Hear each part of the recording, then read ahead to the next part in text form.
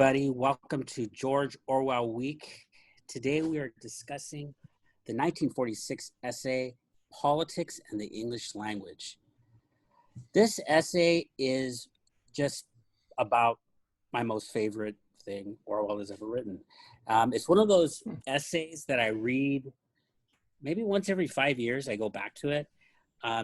Just the beauty of it in terms of the way it's written is excellent, very direct, but the content is great. Now, on the surface of it, it's about how to write well. You can give it to a senior in high school or college freshman and say, check it out. There's some real good examples here of bad writing. So I like how Orwell starts it off with some examples of bad writing, and he targets academics. He says they're probably our biggest culprits, at least top three. And listen to this sentence from a Professor Harold Lasky. He writes, I am not indeed sure whether it is not true to say that the Milton who once seemed not unlike a 17th century Shelley had not become, out of an experience ever more bitter in each year, more alien to the founder of that Jesuit sect which nothing could induce him to tolerate. Now, that might sound confusing to the ear, but it's just as confusing on the paper reading it. And so he talks about it as a combination of vagueness and incompetence, which is sort of the hallmark of a lot of academic writing and that came out of the colleges, and it's still going on. It's just enough to keep you employed.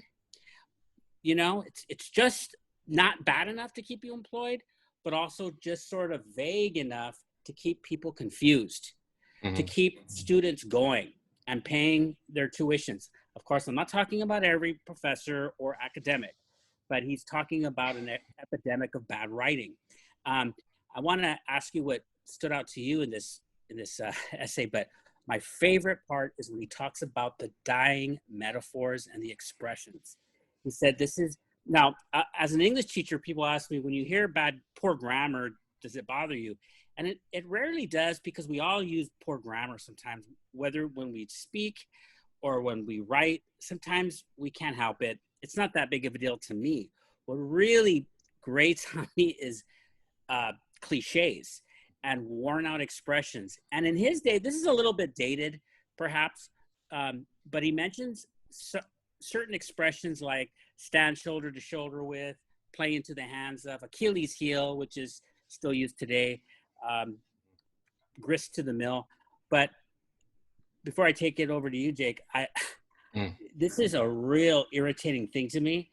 And there are certain expressions that are in vogue in certain times and one comes to mind. This wasn't one that I was going to bring up that are being used today, but I remember people were using like a boss. Do you remember this? Like a boss? Like a boss. It so irritated me. It really rankled me, because you repeat something. Now this is going to this gets very deep, and this gets you get into very troublesome waters, and we'll get to this. There's a deeper reason why Orwell does not like cliches. And before we get into that, I wanted to bring out some of the worn out expressions and cliches that are used today that really irritate me. And I have to say, I've even used one of these on this show. And Ruben, it would irritate him too, though. It would irritate him. Me talking would irritate him? What? No, the metaphors that you're going to share would irritate him as well. Here's a few that I really can't stand. I'm so happy that I get to share this finally publicly, because I keep this stuff, because I don't know how it sounds to people when and I don't like to correct people's language. That's not really a thing to do. It's kind of rude. But here are a few that I hate. Lesser of two evils. Oh, here's one I can't stand. At the end of the day. The bottom line. And here's one I use. I have to push back. Just say you want to argue with somebody. Stop saying push back. And maybe the worst one of all. Are you ready for it, Jacob? Yes, sir. It is what it is. Yeah. Even saying it, I'm just sort of shaking my head. What did you get from this essay? Well, it's funny. That was probably the first thing that came out of my mind. Regarding the metaphors and how he just has such a distaste for them. And he was an English teacher. He was an English teacher for high school, right, back in the day, before he became this literary giant. But of course, I'm always drawn to the politics of it, Ruben, and he's very political as well.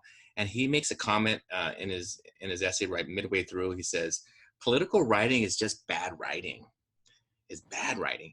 And then I thought about it. I go, yeah, because we have these every 4 years they come up with these same things they say every 4 years, right? Change, right? And then Obama was famous with his posters, right? Regarding that he is the change, and people were like, wow, I think maybe I heard that 4 years ago before that. And so he would, I think, have a trouble with that, like he did back then. And he said it was lazy. People were lazy. And he said that, that, a lot of the ideas are very simple, and that people need to go and extend themselves, right? And to take time. That's one thing I thought was interesting, that to take time to write. We just covered Hemingway not too long ago, Ruben, and I was blown away that this guy took like years sometimes to write a book. And I realized he was working every single day and he was choosing those words. He was a wordsmith, right? I mean, he was, and that's same with Orwell. And I think he would say that, but regarding politics. Are you saying that the problem with some of these dying metaphors and some of these weak expressions is that it doesn't take imagination to just drop? Yeah, he said that. Yeah, it doesn't take imagination, and say, especially in politics, in that world, that there's no imagination there. And be creative, sit down there and work it out what you want to say. You just drop an expression there, and it takes no thought. And similarly, at the same time, right, people aren't thinking. People are just gobbling what you just say and going on their way, and they have just the stale expression in their mind. Now, I'm not necessarily buying into the idea of Obama doing that with that expression necessarily. They all do it, not just him. Yeah. But I think I understand what you're saying. The other thing is that there's this idea of padding a sentence, verbal false limbs. So, for example, why use render inoperative when you could just say break or kill? But no, render inoperative. And there's many like it. Take effect, exhibit a tendency to, make contact with. These are just serving as a way to pad the sentence, and it comes off very pretentious. It's not direct. Orwell was most influenced. The modern writer he was most influenced by was Somerset Maugham, which writer we covered on this show.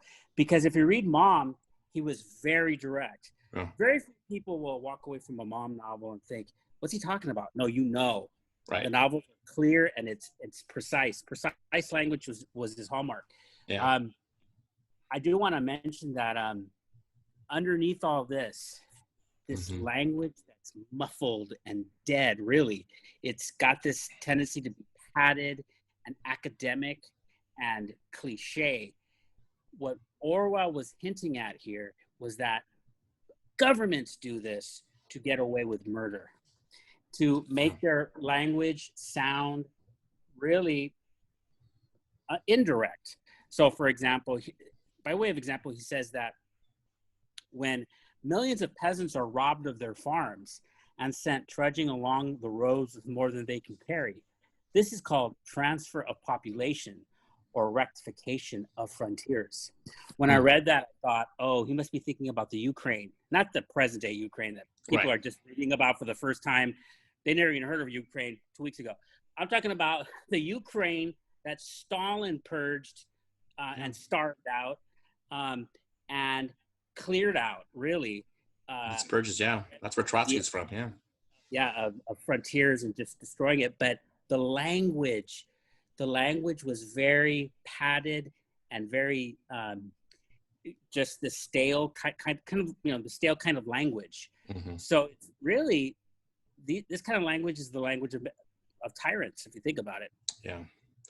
Yeah. You know, Orwell, he he he really loved, like you mentioned, Somerset Maugham, right? He also loved Jack London. He loved literature. He loved good literature, and he would point out what bad literature was. He had no problem saying this is bad. And it's funny, Ruben. I was looking at some critiques of this, or critics words on this document, and one of the things they said was that, hey, Orwell sometimes breaks his rules, but even Orwell would say, yeah, I'm still working at it. I'm still a work in progress, right? I'm not perfect at this, but I know what good writing is. And I think that's it. I mean, I'm not an English teacher, Ruben. I know you are, and I know you know what's good writing. For me, it's always as a history teacher, I'm always working at that, especially because we do essays too. I have my students write as well, and I'm working at that. I love at the end of the essay, he says, these are some rules to go by. And that's the thing I probably got out the most. I'm like, I'm gonna follow these rules, right? And one of them was like, hey, if it could get cut out, just cut it out. So yeah. So this is exactly how I wanted to end the video, with the rule. This is this is Orwell leaving us with a little gift, a little present, and here it is. Oh, by the way, I like his quote, just sort of tying a bow on what I was talking about with dead language metaphors, verbal false limbs being the language of tyrants. Listen to this. When the general atmosphere is bad, the language must suffer. The language must suffer, meaning we are going to target the language for abuse, which might sound weird to people. How could you abuse a language? You can, you must. Think about 1984, which we just reviewed. That was about eliminating words and language and changing words and doublethink, which is really cognitive dissonance.